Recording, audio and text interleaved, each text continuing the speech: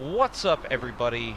It is a Blue Drake, and today we're going to be taking a look at something that is just pretty cool. Sometimes when I bring you all a video, it's not always about a video game or the normal kinds of things that we talk about or do gameplay or otherwise of. Sometimes I like to bring you all sorts of interesting things. Sometimes it's a tech demo, sometimes it's a new engine or a new piece of technology. A lot of the times I bring you something that's usually free or that you can download and play around with yourself, and this is just another one of those things that when I saw, I was like, wow, this is really cool.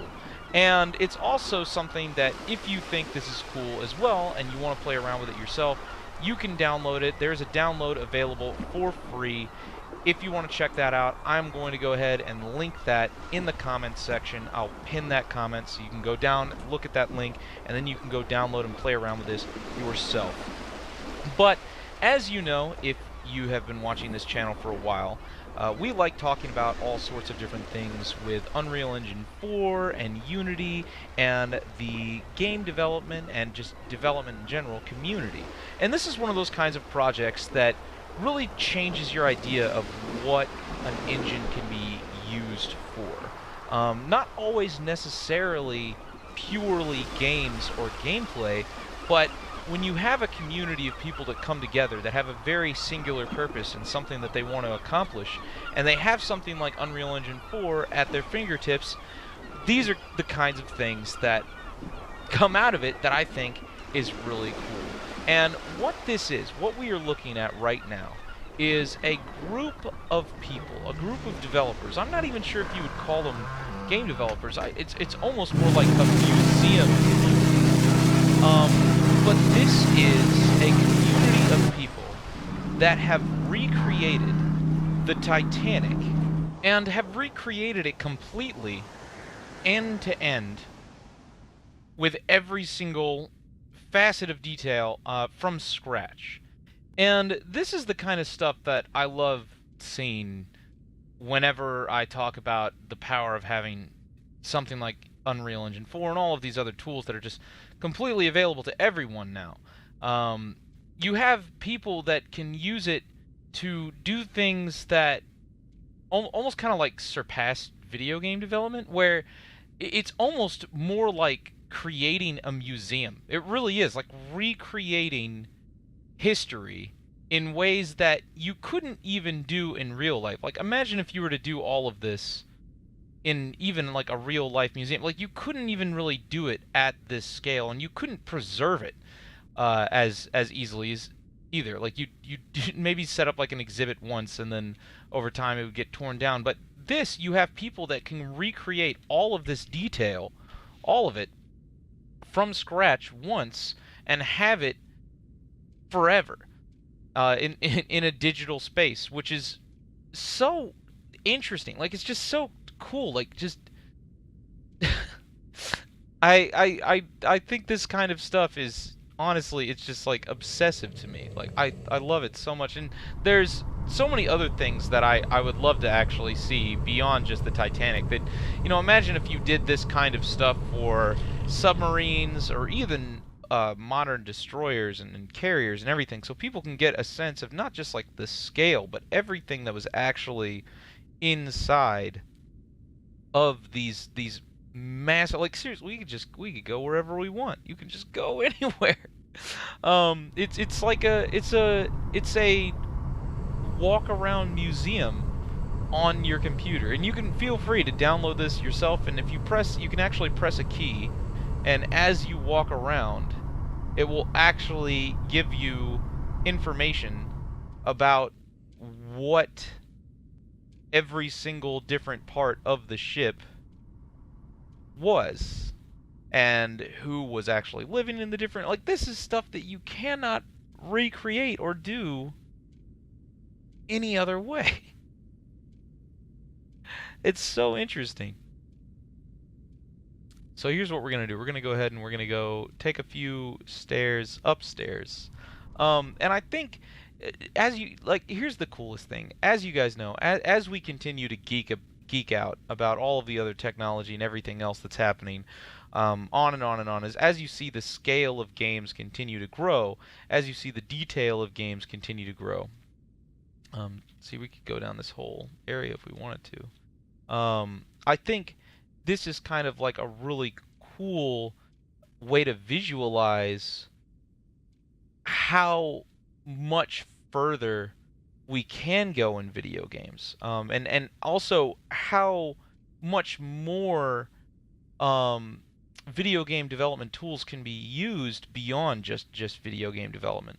Um, Preserving history, for one. Like, I think that's a huge aspect to create this kind of stuff. In fact, I've also been noticing, and not just for video games, not like recreating history once and then, kind of like selling it as a video game, but I've actually seen a lot of initiatives where they are creating open source asset repositories, where they recreate things that are perhaps rare, or when you look at World War II tanks and weapons and other things like the Titanic, where information might be scarce, or potentially there might even be something that disappears entirely. Like a lot of these tanks, the vast majority of these World War II tanks and other things, possibly because World War II is probably one of the most documented wars of all time. But there are so many other wars and so many other things where perhaps the vehicles, the weapons, aren't being preserved forever. And in order to immortalize them through these kinds of mediums, I think is just a whole it's just a whole new concept. And even beyond that, going beyond that and talking about the concept of scale in video games. So not just talking about the historical preservation of things that I think. Look, there's a bunch of towels in here. Like, it's really cool. It's like walking around a movie set. This is just not something you can get anywhere else any other way. I just find this stuff so fascinating. And also when you think about the idea of, like, we're walking through an entire ship right now from like end to end. That by itself is here. There's actually a really cool little place over here that I saw. Oh, wait, hold up. Not this one. Oh, what? What? Is there just like a little Easter egg that they put? I literally just jumped for a second. They must have just put an Easter egg there. That's hilarious. There was I think it might have been on a different floor. But look at the detail of this. Look at the scale of this. And as we see video game engines continuing to grow in capability, as we see networking solutions like Spatial OS continuing to grow in capability, you can imagine the kinds of potential that there is that was never there before. As you're walking along the entire breadth of a ship here, as also when you look at things like Spatial OS, where there's like 1,000 players, you could imagine in the future, imagine having an entire ship. So for instance, a lot of you guys are nerds like me, so you've played things like DCS, Digital Combat Simulator. Here's a room. This is pretty cool. Blueprint of the. See, look, this is so neat. Like, you get to just see they can recreate everything as it was. A banana for scale. That's good meme. Good meme. They can just recreate every single detail of something that you would otherwise never have the opportunity to, like, see kind of like as it was.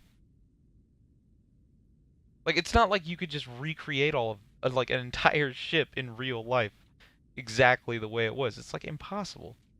Look at that. It's beautiful. Every single detail. But sorry, getting back to my point that I keep neglecting. One of the things that I see, a lot of you all have played things like DCS in the past. Digital Combat Simulator. It's a simulator for aircraft, which is probably one of the. Oh, here's the room that I was talking about. Look at this. This is really pretty. I think this is really cool. Kind of like a really nice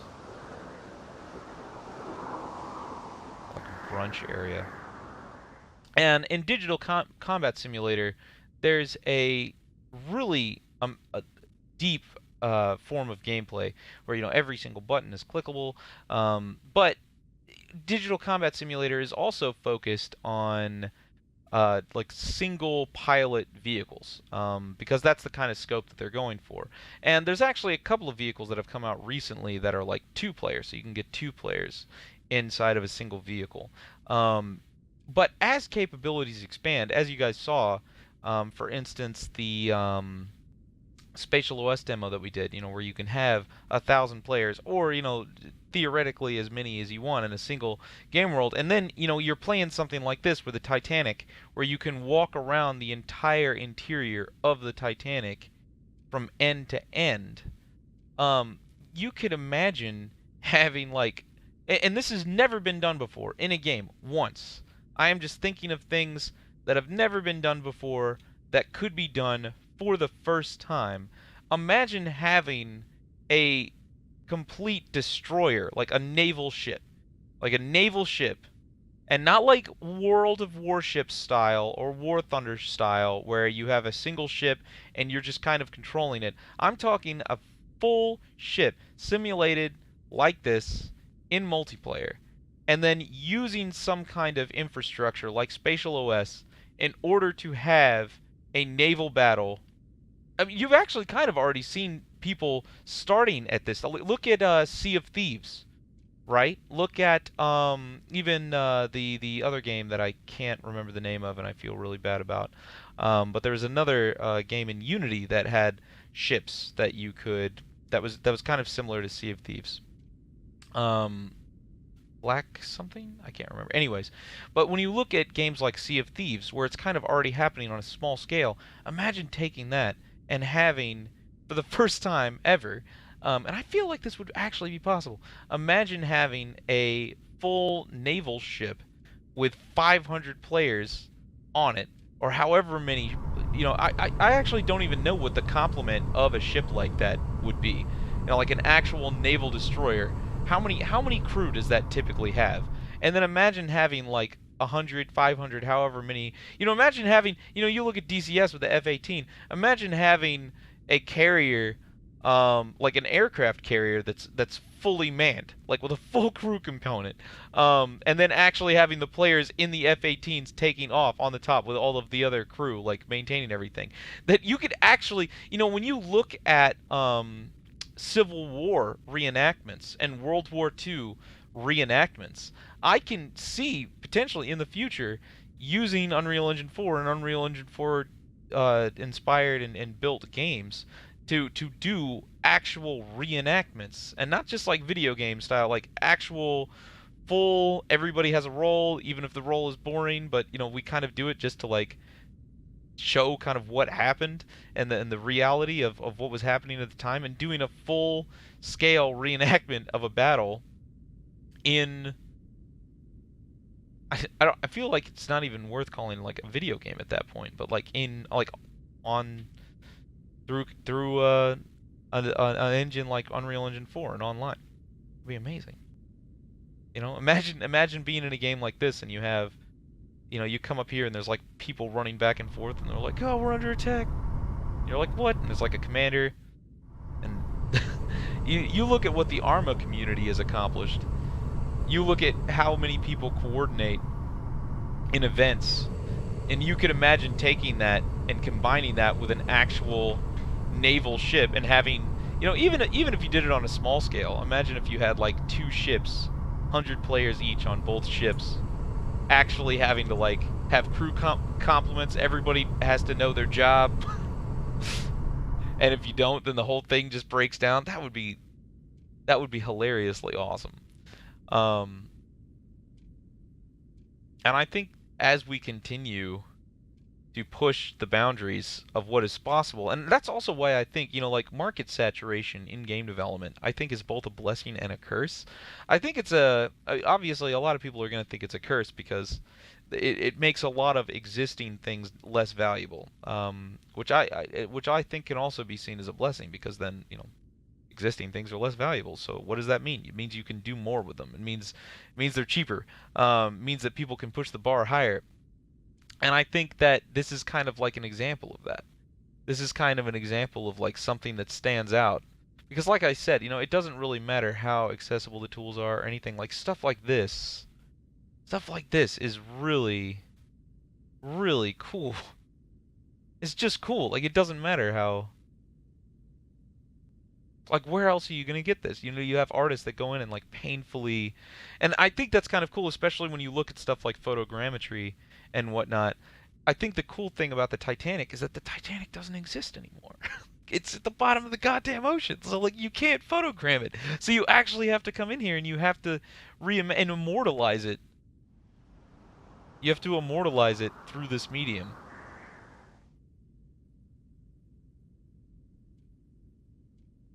And I think that's really cool. Well, that is it for today, ladies and gentlemen. I hope you guys thought that this was cool as I did. I thought it was pretty cool, so I thought I would share it with you all. There is a download link down in the comments. Click that. Feel free to come in here and take a look at it yourself. I do really love the idea of nerding out over an entire ship in a game that you can actually play. I love the concept of that. I think that's really cool. I mean, even imagine having a Titanic roleplay server, 1,000 players Titanic roleplay server, and just like Life RP, but everybody's on the Titanic. You have your little room. Everybody comes out for tea time, and YouTubers would go ham with that. Could you imagine the amount of ridiculous content it would have? just just a bunch of YouTubers on a ship, and it hits an iceberg, and they're all like, "Oh shit, get to the lifeboats." What about the babies? Fuck the babies. Throw them overboard. Be great. Good memes will arise one day when that happens. Titanic roleplay server. It'll be amazing. Okay, that's it. I will see you guys next time. Hopefully you enjoyed the video. Cheers, Reno.